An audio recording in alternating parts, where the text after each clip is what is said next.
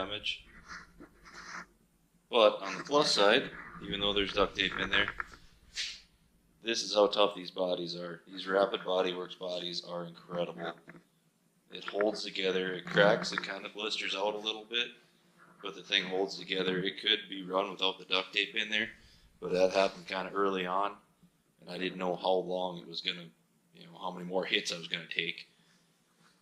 So with that, this is going to be a little bit of a time-lapse video, a little bit of a video compilation of our teardown.